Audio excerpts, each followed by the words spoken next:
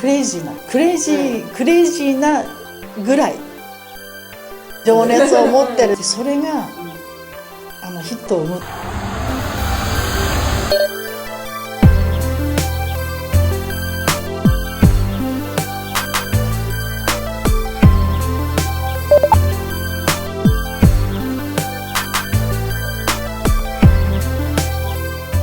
帯にですね、結婚も仕事も子育ても全部諦めないって書いてあるんですが、この通り昨今ね、若い女性とか働くお母さん、あるいはその子供を持つお母さんとか、あるいはそのこれから仕事しようとする女性たちに、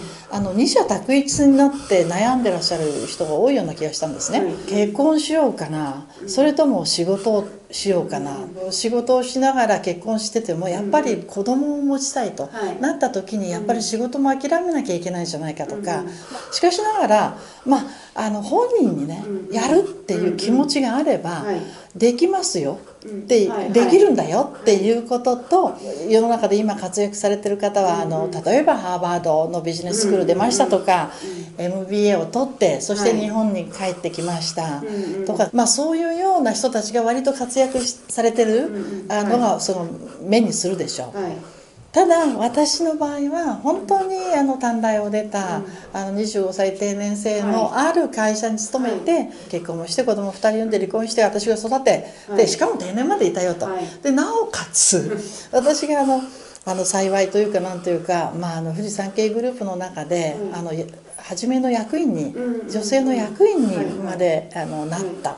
ていうことが特別なことでも何でもないと思ったんですね。何でもない女の子が普通に普通じゃ他の人に言わせると普通じゃないよって言われるのかもしれないんですが、しかしながら私としては全然普通の女の子が仕事を持ってですごい頑張るぞとかっていう意識もそんなになくで結婚もして子供も産んでなおかつ最後までやり遂げましたよっていうことで言えば誰でもできますよっていうことで背中を押したかったんですね、女性の。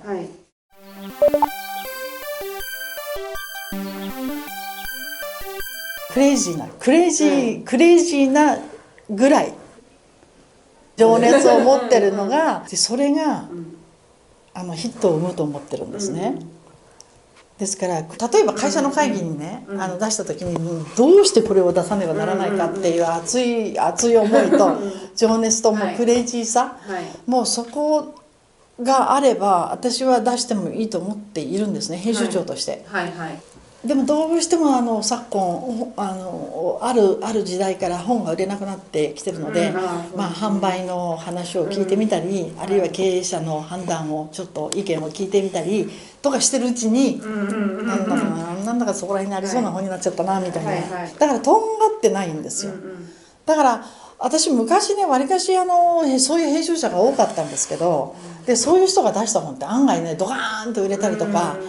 この作家をもう大事にしますって言って大事にしてその作家がある時ポコーンと目が出たりとか、漫画家さんなんてそうですよね。だからそういうクレイジーさみたいなものがやっぱり必要なんだなっていうクリエイターにはね思うんです。